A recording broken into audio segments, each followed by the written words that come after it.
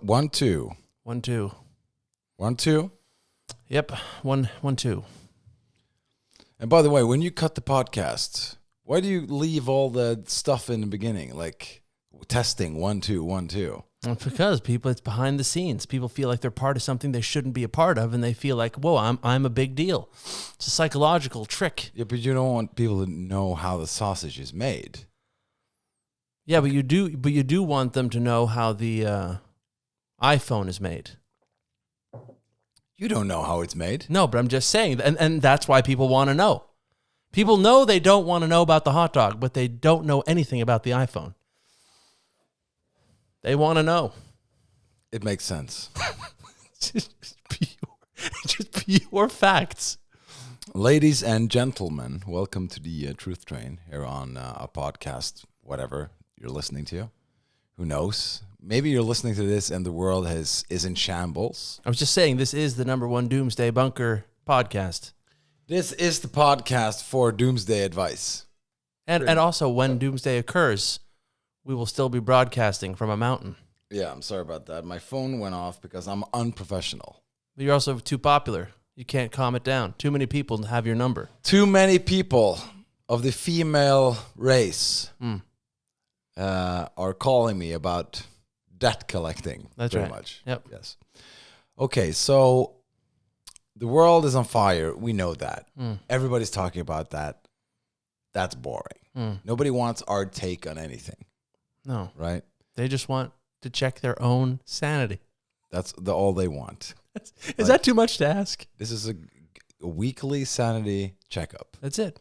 So we were talking about, and I know dating, a lot of people talk about dating, but we talk about like actual, like when it comes to dating, mating, meeting somebody to make or have babies. So somebody proposed to you, like, hey, we go on a date, and then she said what? Well, the thing is, I'm very fascinated by just human interactions, right? So one case I had one time, which I brought to your attention, which was I invited someone out for a meal. A meal. A meal. Yeah, not a soup, which is not a meal. That's right. But an actual meal at a restaurant. And it was relatively late. It was like 8 p.m. And I also made it clear that I don't drink alcohol. This is like a year ago or whatever. So anyway, then suddenly this person, so it's now it's implied that I'm paying for the meal. Of course. And it's also implied. That's equality, by the way. What do you mean? That's equality.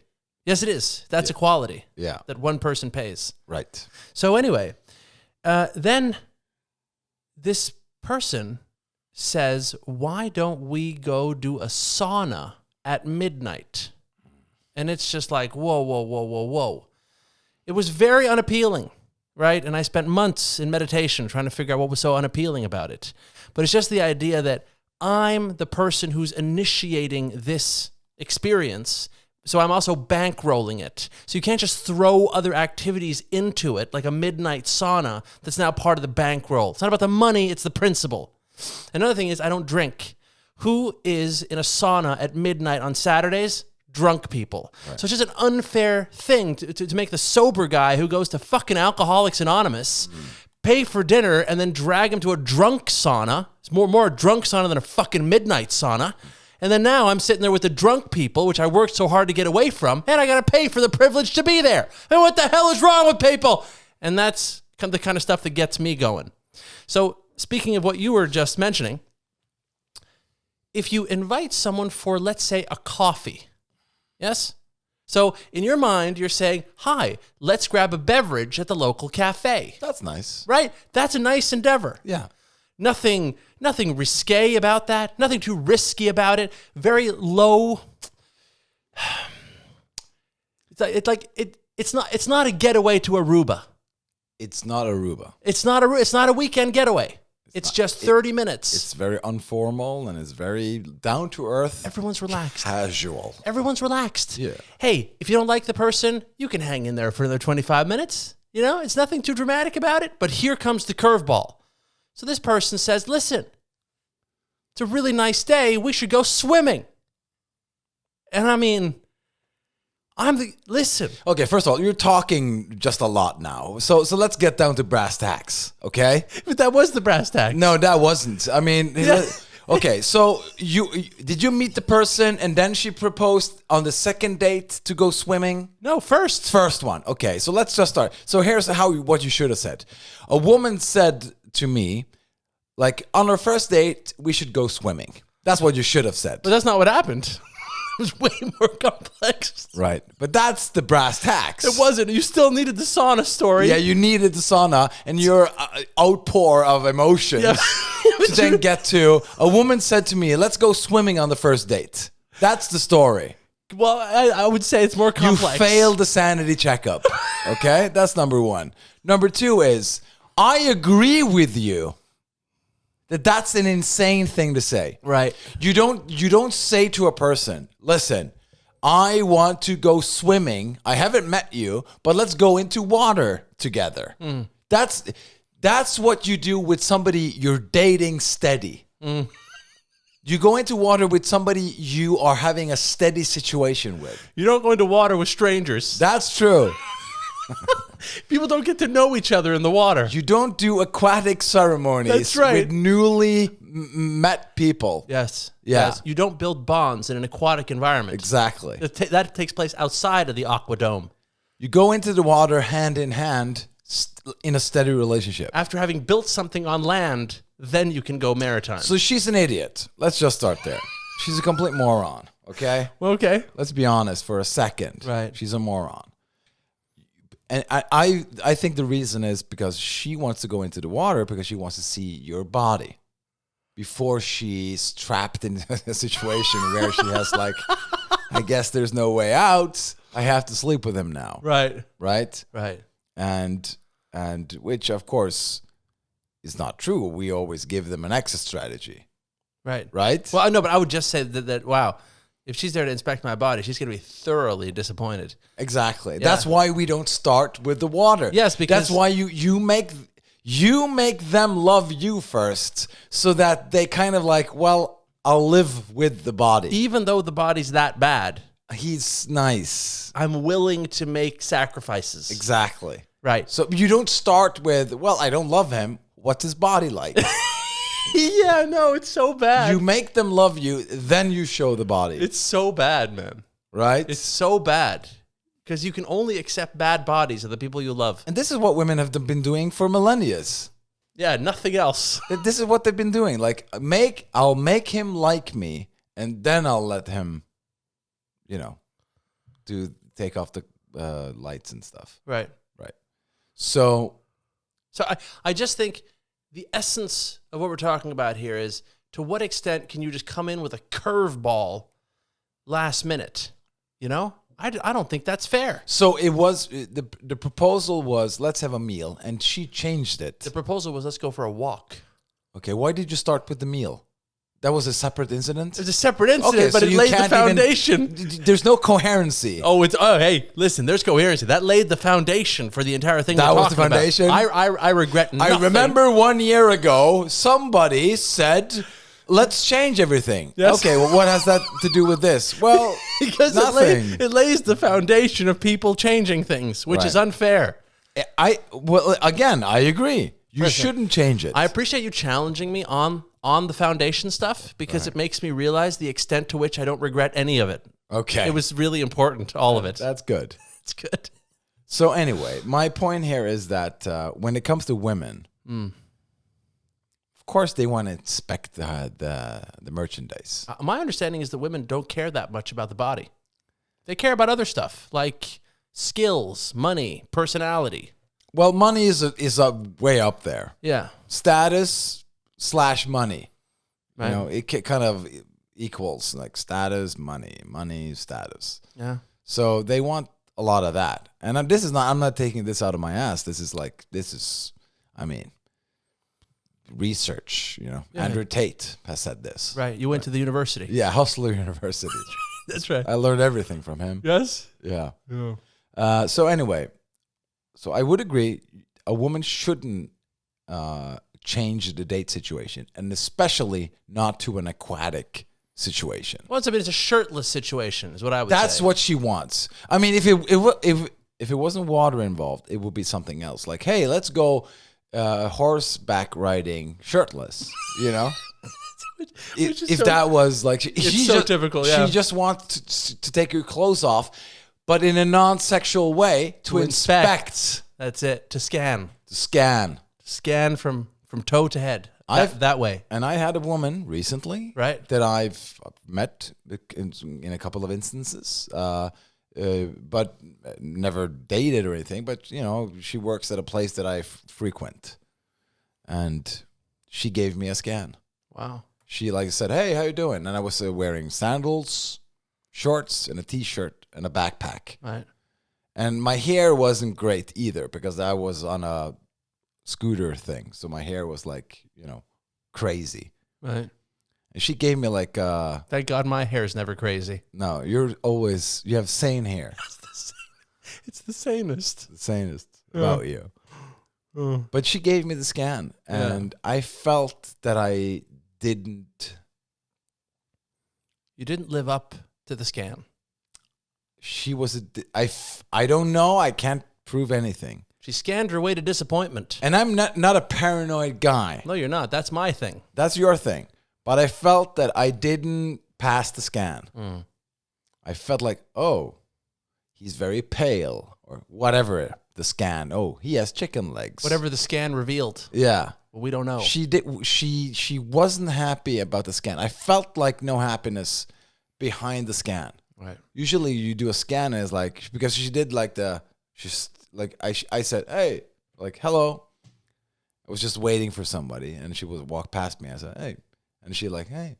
And then she looked down onto my feet, like scanned my toes, my legs, my middle, and the top. And she then passed me. Like the Terminator would. Yeah, I would say so. My CPU is a neural net processor, a learning computer. Right? Exactly. It's exactly she the was same the thing. female Terminator, yes, basically. Yeah. And because usually when somebody scans you, it's like nice. Yeah. You know, if you can see it in somebody's like, it's hard to contain enthusiasm. That's hard to contain. You think? I think it is. Isn't it harder to contain resentment and anger and like hatred and scan? No, people are actually good at containing hatred. Are they really? Yeah, I think enthusiasm slips out more easily. Right, because you don't. It doesn't happen so often. Exactly. So you don't build up defenses. You hate way more than you like. That's right. Somebody. That's right. So there's way more hating people than you are enthusiastic about things in general. Exactly. You haven't built up experience in defending the outlet of it. True. So and also it's kind of rude doing the scan. I remember I had a boss at a thing that I worked at, and she always like when hey, how you doing? And she was like, hi, and then she did like this, looked down, and then looked up. So she said hi, and then she looked down and up, and then she continued. Wow. It was very very strange. She was like, what are you wearing? Like that kind of scan. Right. But it wasn't only male, it was female as well, because everybody noticed it. Everyone got the scan. Yeah, like, have you noticed that she's always scanning? Like, yeah, I noticed. Like a Terminator. Like a Terminator. Yeah. Yeah. Yeah. So I just think like, listen, I just think that if this is a new thing now, where from May to early September, if you ask a woman out, she's going to go, let's go swimming. Then it's fair that we get to know that ahead of time so we can all do steroids for the summer. that is true. You know what I mean? She should say, are you on steroids? Because I want to go swimming. That would be the nice thing to say. That would be actually the sane approach. She said, listen, are you on enough steroids so that we can go swimming? Exactly. And if not, I have some steroids here in my bag. Yeah. Take these and I'll see you in 3 months. Yeah. It's just 3 weeks, I think. 3 weeks? 3 weeks and you got something going, yeah. Really? The fat comes off first. It just pours off. You know what I saw? I saw just a quick thing. I saw on a bodybuilder. Why are you so enthusiastic? Because I have no defenses. What is it about? I have no defenses. We're talking about steroids, and you're like, yeah. I love them. I love them. You love them. They're great. Who doesn't love them? Anyway, so it turns out that, do you know how fat leaves the body? You through the mouth. You breathe it out. Yeah. You breathe it out. Yeah. So that's what steroids are, basically, is you take it in your ass and you breathe out all your fat. Well, that's the stupidest thing I've ever heard. It isn't. It is? But if you got to be ready for these swimming curveballs now. Listen, it's easy to lose fat. You know how? It isn't. You know how to lose fat? Steroids? Don't eat. That's ridiculous. Because then you lose muscle too. Well, I mean, it's a trade-off. Well, what if you lift at the same time as you're fasting? No, but then you have to eat protein to maintain the muscle while you're losing the Okay, fat. so you eat protein then. I'm just saying all this stuff you're saying is irrelevant if you take enough steroids. And look, it's fine. Yeah, but if you take steroids, you produce less steroids yourself. Well, yeah, but I mean, how else am I supposed to compete in the the swimming curveball dating market? Well, it's impossible. Of course. You have to take steroids. Everybody knows that. It's so true. It's so true. I mean, forget about competing. It's all over. Forget everything you thought you knew about competing. That's it. That's it. Steroids. Oh, man. People are so, it's just not fair. These CrossFit people, they have it so easy. They look good all the time. But they're also on steroids. Yeah, I would imagine a lot of them are. Yeah, I think so. Yeah. I think so. But again, the problem with, let's not get into this. Yeah, let's not get into it. Yeah. Okay. But all in all, I just think that if somebody says, hey, okay, let's take a weekend trip to Spain, right? I'll pay for it. Then you have to go, that sounds great, I'm in. Or that sounds great, but I'm not in. You have to choose one of those. You can't go, oh, a weekend to Spain, you say. Why don't we take 2 years off and travel the world?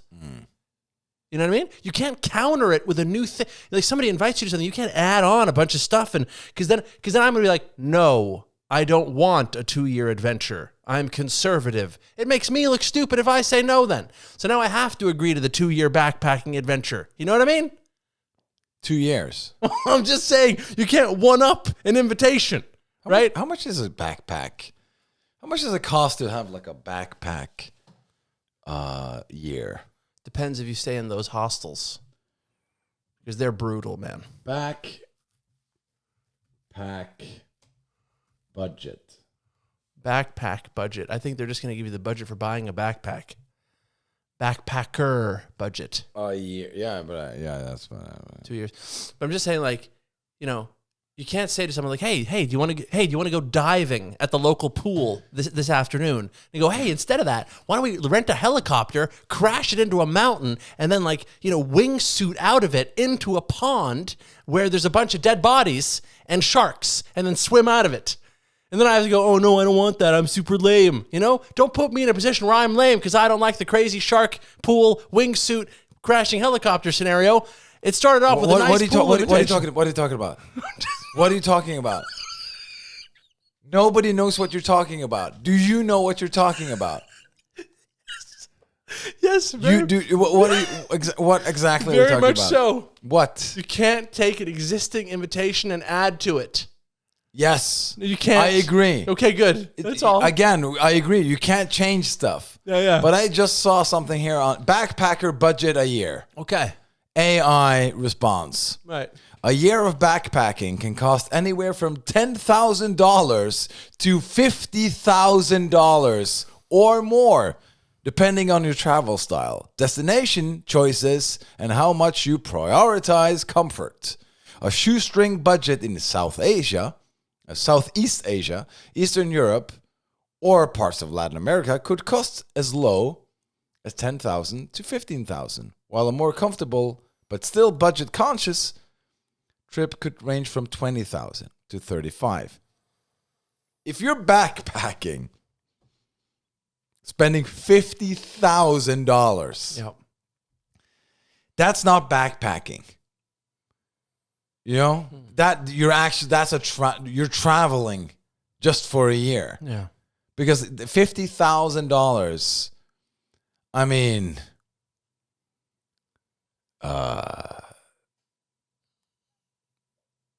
that's a yearly income in some countries. Top or top more than 99%. 100%. So it's like 1% of the world makes that. If you have, I think it's something like if you have $1,000 on your bank account and you make something like $25,000 a year, you're in the top 1% of the world. Yeah, 60. Okay, so well, yeah, so yeah. Anyway, I never thought about like how much a backpacking trip costs. Like, But I mean, I respected people in the 90s where nobody bothered you with their backpacking. Now everybody's like, "Hey, I'm backpacking. Look at how hard I'm follow backpacking. for more. Follow for more." And like they do that, like they go to like Pattaya and all these fucking ridiculous places where like, oh, look, a moon festival. Oh, I'm drinking a mushroom shake. You know, I mean, everyone's done this before you. How uninteresting is it possible to be? It's one thing to be uninteresting, but it's another thing to be so proud of being so uninteresting. That's actually very, very true. And it's pain, and it shouldn't pain me so much to see it because I know for a fact that like there's a desperate person with nothing to offer who I don't even respect, but it still bothers me because they dare to think that I'm important. I swear to God, man. You swear to God. You know, I need a therapist. You need? What do you mean? You need help? I know this is a newsflash, and no one saw this coming. But nobody's better on this topic than you when it comes to traveling, because we all know that you had a travel show.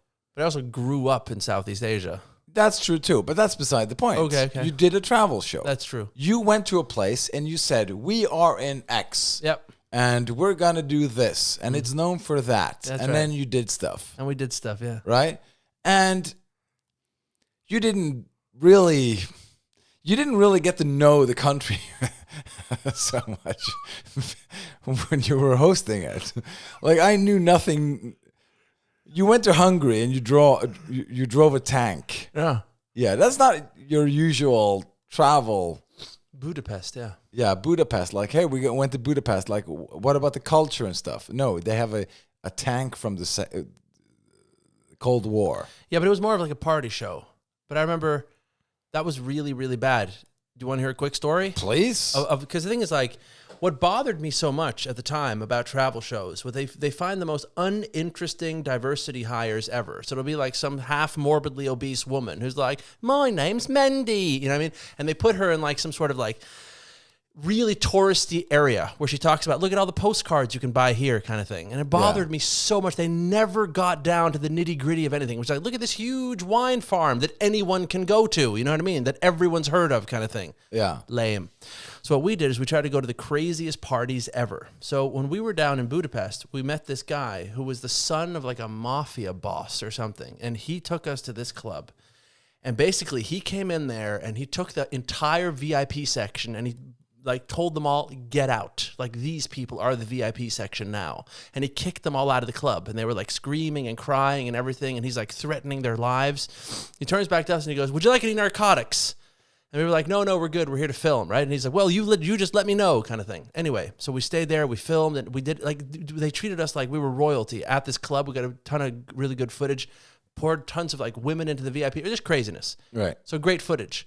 But then at the end of the night, he goes, I want to party more, and you're coming with me. And I said, no, we got to go back to the hotel and sleep. He said, I said, you're coming with me. So you make a deal with some guy who's the son of a mafia guy, you got to do what he says. So anyway, I partied with him till like 6:30 in the morning, and then finally get back to the hotel at like 6:45. The alarm goes at 7, and now we got to go drive tanks. Right. So then I go out to this crazy area. We go to these Soviet tanks, and then I'm dying. Like, I'm dying. From hungover and lack of sleep and everything. And then suddenly I remember that this guy shoved me like a fistful of cocaine, right? And so I figured, hey, why not just, it's the only responsible thing to do is to take this cocaine and drive a tank. That's true. And that's the kind of reality, that's the kind of travel show we had, where it was like pure chaos, which is strange because I'm such a conservative guy with Christian values. That is also true. You know? Yes. Yeah. So, just this whole idea of like, I mean, at least I lived it. You know what I mean? I got some mafia guys, crack cocaine, falling out of my tank suit at 7 o'clock in the morning with some guy who's got a 50 cal that he's like pointed at my head going, drive the tank, you know? And I'm not out there going like, follow for more. I'm just living it, you know? I would love to like would you? Because it was a funny show. It was. Thank you. And I mean, you were the show, basically. Let's be honest. Right. And I remember. So let's just like have a taste here, okay? Like it's audio, but there was some.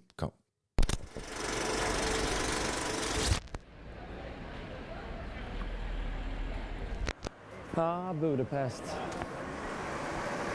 Where the rides never show up on time. Waiting for things, that's not my game. Right now we're waiting for something, you know what I mean? Wasting my life, waiting. It's not what I do, you know what I mean? Turn it upside down, what's that? Motion with an M. I like to move, not wait, but move. I got it like a Budapest taxi. What's that? I don't know. I don't know what it is. Watch out, a limo coming by. Go to a good part. That's just the intro. Yeah, but I mean, What?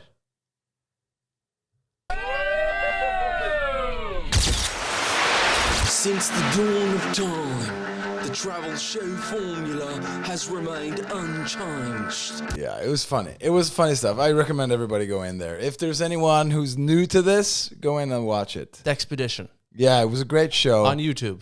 Yeah, I mean, it should come back. But the problem now is that you're sober.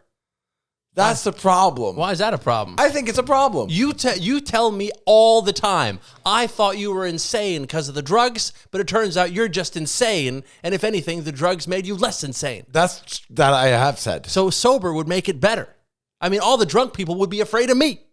Yeah, but were you fucked up through the first season? I don't know. How do you define fucked up? That's also true. Right? How do you know? How do you know? How do you define know? that? How do you know How when do you you're define fucked that? up? The only thing that's easier is when you go to a club and you got to talk to people. It's Yeah. easier to have a few beers.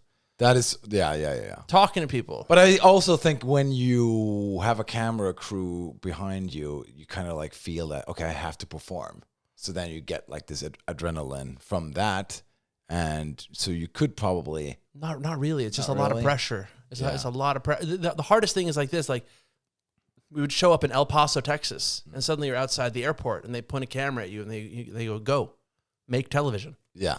Go. Be hilarious. Be hilarious. And then he goes, we need an outro. You need to introduce where we're going, what's happening, who, like this thing, that thing, and in that situation you played just there, like a freaking crazy Hummer limo showed up with like Russian models in it, you know? And I'm just so tired. I haven't slept for like 4 days. But I think when you know what you should do now?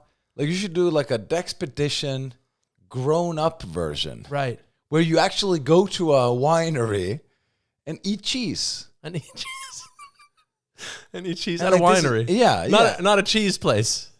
No, forget that. Yeah. No, you go to like a winery and like, yes, this is you can stay here, you can eat cheese, you can drink alcohol-free wine, you can drink wine. Mm-hmm. They have a nice bathtub you can rent. And then you go like, and bicycling is great in this area. Right. And this area was actually established in the 1300s. Right. You could do like oh, it's not funny. It's just informative. No. What do you mean? You're saying I'm not funny if I'm not fucked up? No, and that's not what I'm saying. Okay, then. I'm saying that you should do a show, an actual travel show, where you learn about the thing that you're traveling. Yeah, but why? to. Well, why not do a travel show that's great? You know, but just sober. Yeah, but it would be funnier that you didn't do that. Why? Because it's a double layer. It's like travel shows are boring. Right. You made a funny one. Right. Then it would be funny that, okay, I know how to make a funny one. So now I'll make a boring one, Right. which is now funny because I know how to make a funny one. Right. Man. Yeah. Dex, like you go to like the French Riviera. This is a beautiful hotel. This is where Napoleon peed on the peasants. Right. Stuff like that. Stuff like that. Yeah. The stuff that people want to know. People want to know. Yeah. Napoleon, he killed a dog here with Yeah. his bare hands. This is where the French Revolution had a pit stop. Right. You know, ate fries Right. before they carried on and killed more people with the guillotine. Yeah. You know, it's very difficult to make that show because when the TV people come in and they back you on something, you get all that money so they can control it. And that means they go, hey, no one's allowed to be funny or interesting here, you know, because we're going to do it our way. And we didn't do that. We financed it on our own. And that's why it turned out so great. We should make a GoFundMe where they fund, give money to a fund to make a new show. That would be funny. Yeah. That would be funny. Like Dex Carrington Travels. Right. Right? Dex Carrington Travel Company. Bring random strangers along. Yeah, and interview homeless people in beautiful places. Yeah, that's right. Your people. That's right. You go to Monaco and like try to find the most unwell people. Let me ask you this: there's a friend of mine. He's more of a friend of a friend, but he also has long curly hair. He has a proper job at a fine crystal glass factory facility. And he travels around for them and inspects glass and has a real fancy job. He also surfs, which is a bit edgy, right? And he looks like a surfer guy, but he attracts no crazy people into his life. Interesting. Now, I look just like him, right? And I attract exclusively crazy people into my life. Yeah. Like you said, go to the French Riviera, talk to the homeless people, Yes. your people. Your people. And I know you're right? Now, why is that? Why does this hair? Because things like people have long hair. What's the name of that guy who's Aquaman? Samson Momoa? Something like that? Yeah. Momoa something. Momoa something. I'm sure he doesn't hang with homeless people. I think he has a family and real friends and dinner parties at his place. Yeah, he puts on a blazer and a t-shirt and goes to a fancy cocktail Right. with other millionaires. Right. Yeah. So why is it that I attract to crazy people? That's an interesting, profound question. I've met a lot of people recently who said my parent and or guardian killed themselves in front of me. Yeah. And now I have a bit of trauma and they're tattooed in the Yeah, face. little bit. I may have some trauma because everybody shot themselves in front of me. It's a possibility. I am open. It's a possibility. I'm open to it. But I'm just saying, why is it? Because this hair can't be it. But you always say that it's the hair that is the crazy attraction device. Well, I mean, if you wore a suit and you had that hair, Yeah. that would lessen the doomsday prepper people being drawn towards you. Let me ask you this right now. Do I look like I own chickens? Yeah.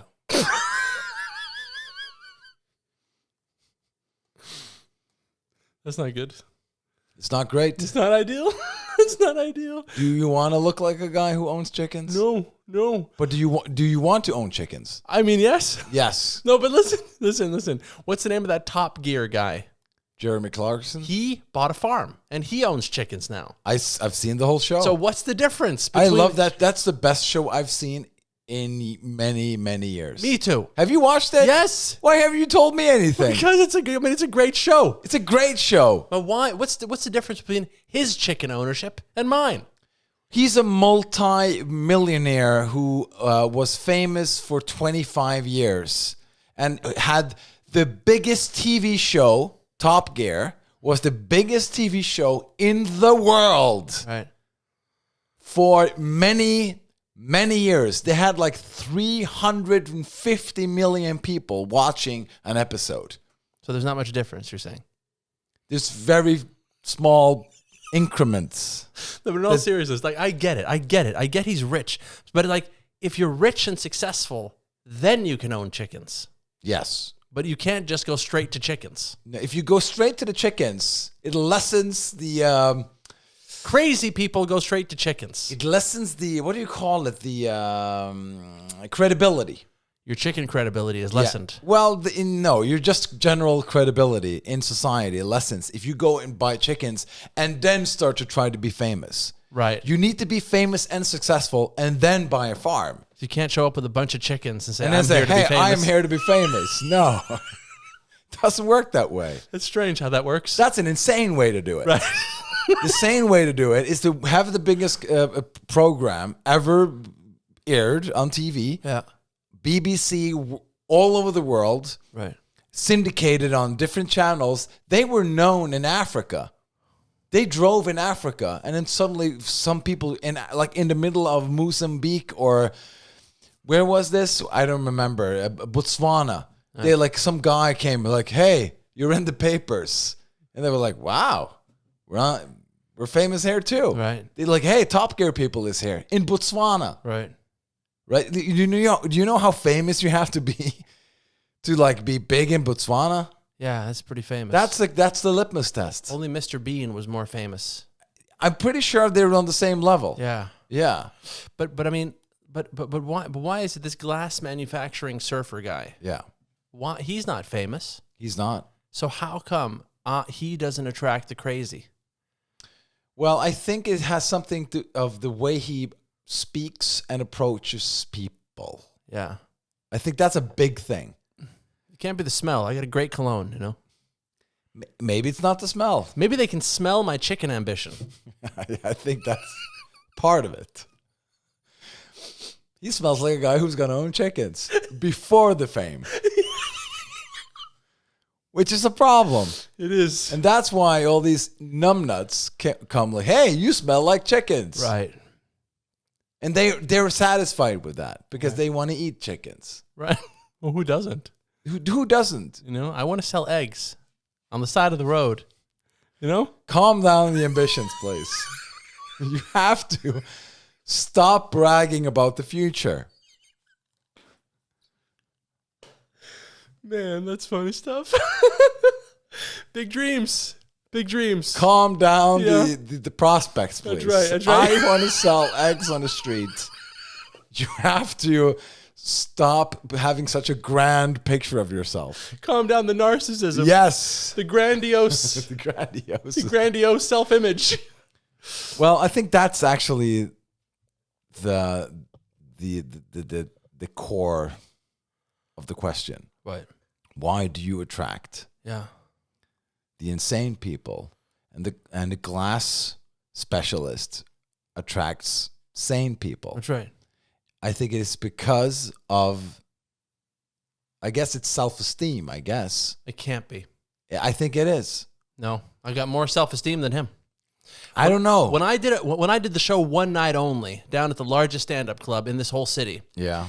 he was in the audience, right? I was on the stage. Yeah. And then I said, hey, look who it is. You know, I'm amazed that you made it here. He's given a wide, what did I say? I said, he's given millions of women in this city a very mediocre sexual experience. And everyone laughed. And I was on top and he was a nobody. Yeah. I was winning. I had the fame. I had the power. I had it all. He was just in the audience. I think you're missing the point completely. What is the point? The point, yes, on stage you're powerful. Right. You go off stage, who are you? I listen. I know that I have a childlike enthusiasm. No shit. It bubbles over. No way. I know it's a newsflash, but why is it? Because people love enthusiasm. But how come mine is too much? He contains it in the professional manner. I don't think he has that much enthusiasm. Well, they love that. Why? They love that. Oh, he's just a normal, boring guy. I can relate to that. What do you mean? I was supposed to respect these fucking people who like the lame people? Yeah. Oh, look at that. He's got nothing unique about him. Fuck! Yeah. They're right. You're man. wrong. Oh, man. I'm sorry. No. That's how do you think the world is not mediocre? Sanity is a surprise. Sanity is a surprise. Always. I'm trying to learn. Sanity is always a surprise. So people like mediocrity. They love it. Do they really? Oh my God. Who are the biggest stars in the world within whatever the thing is? Arts and culture and music and whatever. Maybe not in sports. In sports, you have to be the best in the thing, and then you become the winner, and then, of course, he's the best player to do the thing. Right. That's you can quantify that. It's not, well, he's nice and he is good in basketball. Right. No, you have to be the best and you can be a dick. Yeah. If you're the best, you can be a dick. Personality second. Exactly. Chicken ownership second. But if you're an actor and all that kind of stuff, and like you can be mediocre. Like, yeah, we can work with him. He's nice enough and people love him. He's not a great actor, but people like him. Right. But people like me. Yes, they do. They do like you. Right. But I think they like him more. Him. The mediocre guy. The glass jewelry guy. Yeah. Yeah. The glass The jewelry. glass analyst. Right. Or whatever he is. Yeah. The glass guy. The glass guy. with the surfboard. The surfing glass guy is a sane guy who's like interesting. He has long hair, but he goes to work. He pays his bills. He's not fighting with the government. You know what I think? I think they look at that guy with his job and his surfing and his mediocrity and his lack of enthusiasm, and they're surprised. Oh, wow. Look at a guy like him has long hair. But I think they look at me and they go, I can't believe that long-haired guy has a job and a life and a family, and he isn't homeless. If you have a house and you have long hair and you go to work and you have an interesting hobby, people respect that. Right. But if you have long hair and you're just an artist doing comedy and, waiting for opportunities, people kind of wave away from it. Wave away. Yeah, they like... No one's waving away. Yeah, it's just that it's just that the psycho people are standing in line. All the people who had a sibling and or parent murdered in front of them are lining up at the door. Why is it that you meet those people and I don't? I don't know. That's what Why do you think that is? That's what I'm trying to figure out. Do you here. know the only connection to the crazy world is? Do you know who that is? Who do you think of all the people I know, and I know quite a bit of different kind of people, Right. Successful and unsuccessful, normal and, doctors and scientists and carpenters and people who make small things with their hands. Those ones. Yeah. A lot of different people. But do you know my only connection into the crazy world? Do you know who that is? Who's that? Who do you think it is? The only guy I know that has access to a crazy dementia. What's in the crazy world? How do you define the crazy world? Well, every time a guy goes on a date, he always I'm going to kill myself, but I'm going to try this date first. If the date is always like that, there's something wrong. It's like using dating as suicide prevention therapy. Oh my God. Oh, man, that's funny stuff. I want to jump in the ocean with you on the first date. That has never happened to me. Why has it happened to other people who are in a different realm? I know I'm in a different realm. And also, how many people have you attracted into your life that have face tattoos?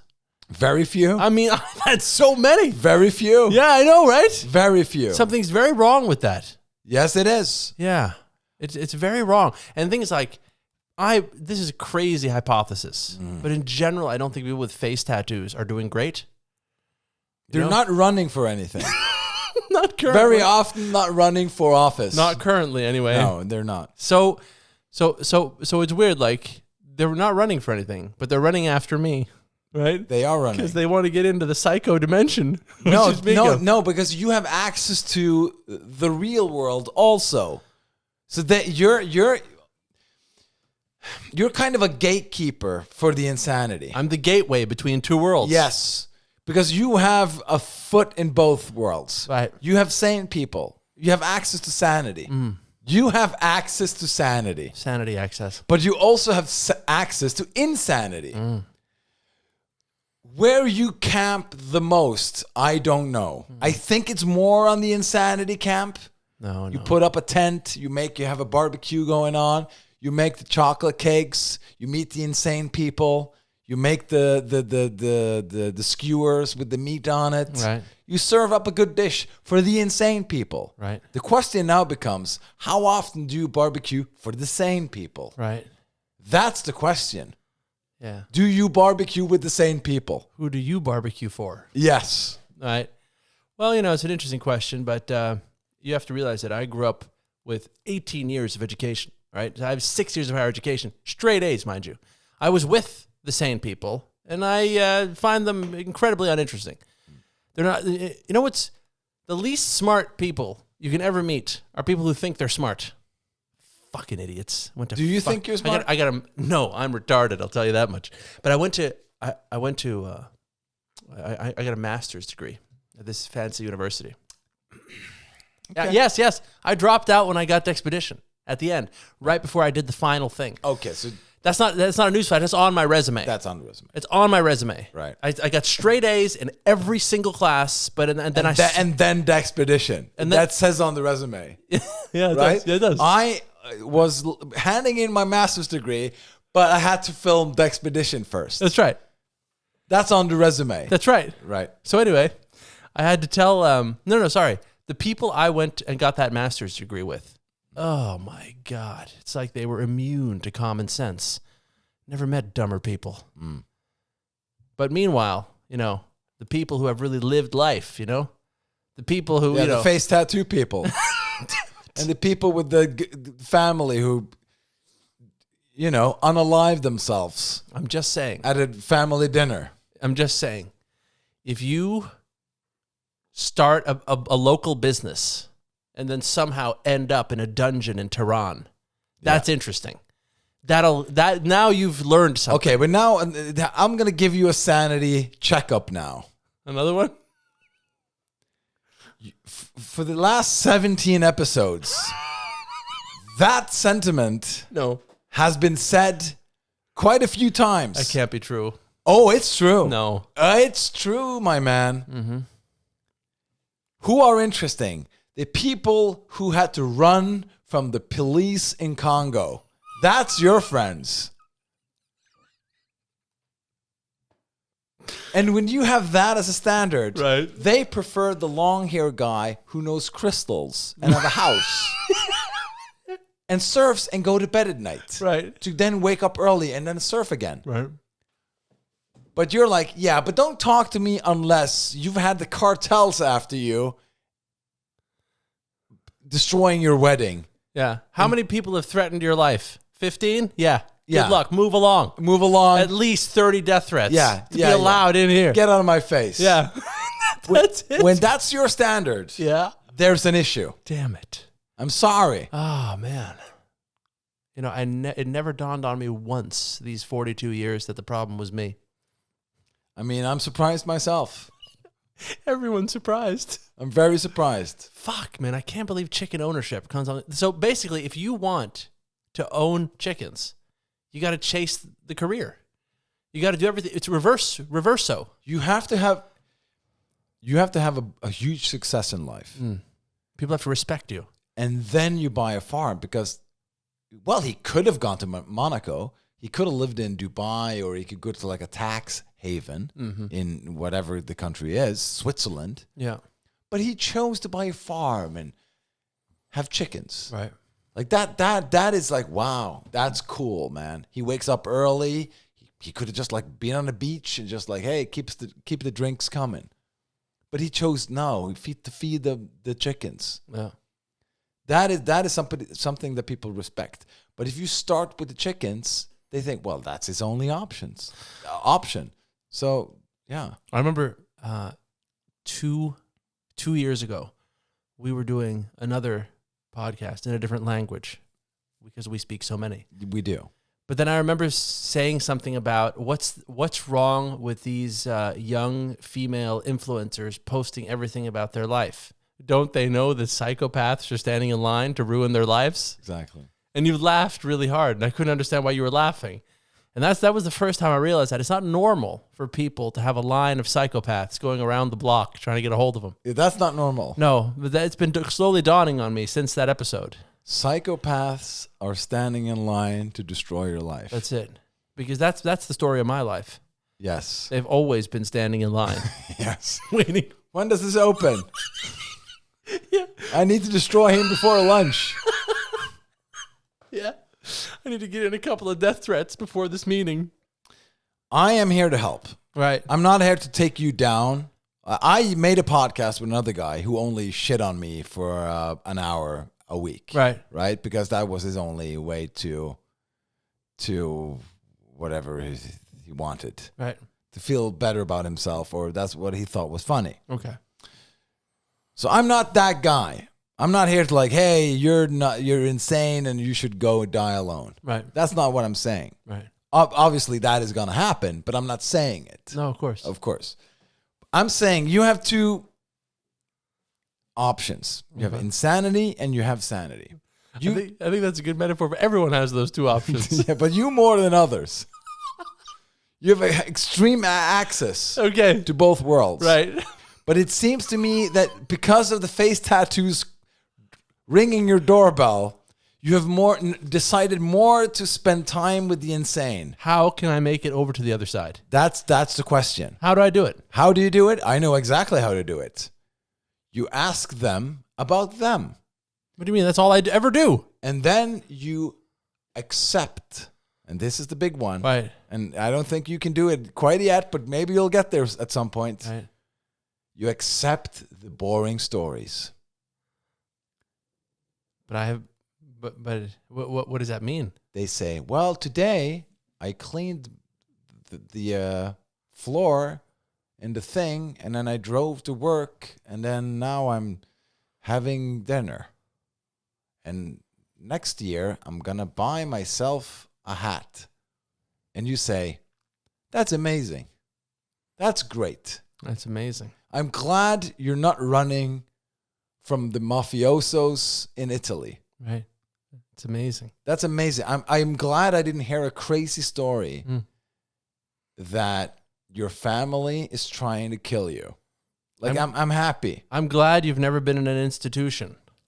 Yes. Stuff like that. I'm glad to hear a normal story. Yeah. That I have a financial great situation and my company is booming and we're looking forward to our holiday with another couple that we always travel with.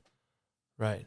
And life is good. You know, yesterday I was speaking to this woman at an NA meeting, and she's pregnant, and she was telling me about how she would eat a bunch of ice cream and eat a bunch of cake.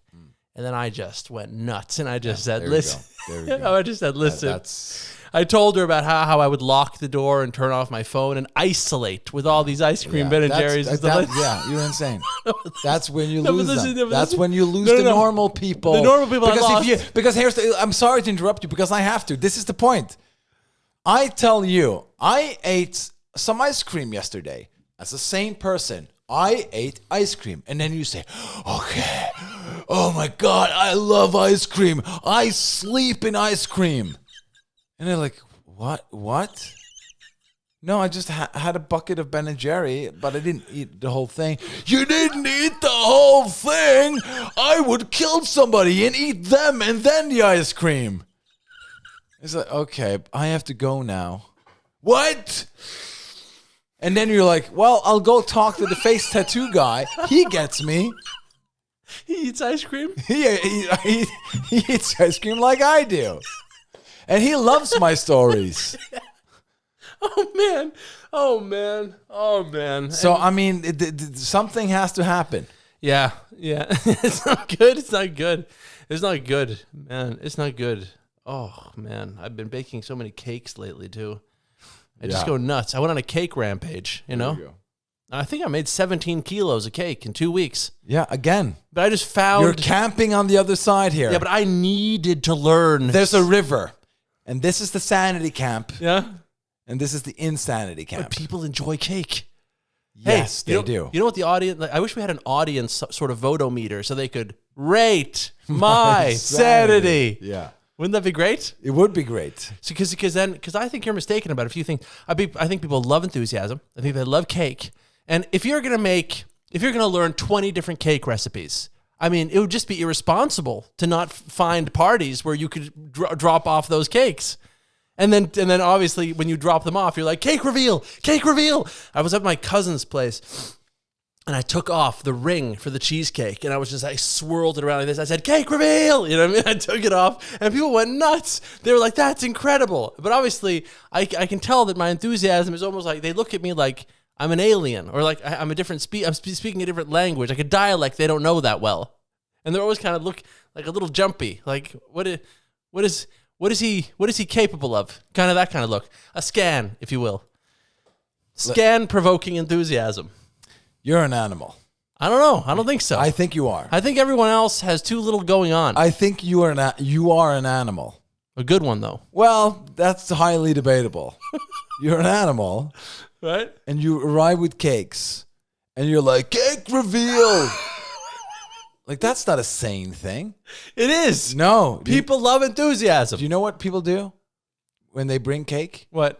Where should I put the cake? Oh man, that's And then you take the lid off, and then you say, "How are you? life is too short for that shit. How are you?" No, everything's great.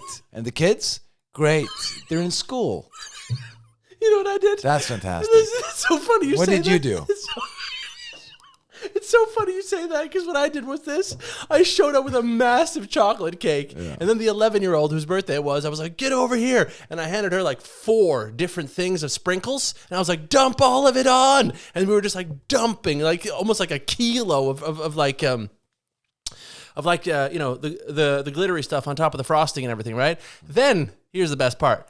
I put down the chocolate cake, I put down the strawberry cheesecake, and then I said, I brought a bonus cake. And the guy was like, what do you mean? I was like, I know you're gluten-free. So I bought a caramelized banana cheesecake that's baked in like Basque mode with like a water bath underneath it. I took out a flamethrower that I bought at the local store. I put sugar over the entire top of the cake, and I creme bruleed the entire cake. You know? And I love that stuff. I mean, who's not going to love that? Who shows up with a flamethrower and creme brulee as a banana cake? That's an animalistic behavior. People were jealous, I think, a little. Well, everything you just said proves everything I've said. I don't think so. I think so. I think everyone else should step up their game. No, I think you should calm down. Oh, man. You should be on medication. I don't know. And every pill possible. Well, that's not true. Or you should have Lloyd and Melon. Habanero sauce. This whole episode is just one commercial leading to this. Do you want to get cool? Do you want to be sane? You have the Lloyd and Melon sauce. Yeah, that's right. You want to be somebody. This is the most sane sauce there is. It really is a sanity sauce. It is. And you want to talk about which side of the river a sauce is on. Pour some sanity on it. Hey, a soy sauce? That's an insane sauce. That's an insane sauce. Right? Yeah, you want a sane sauce? Mango habanero, Lloyd and Melon. Lloyd and Melon. That's it. Okay, people, we got to go. Ciao.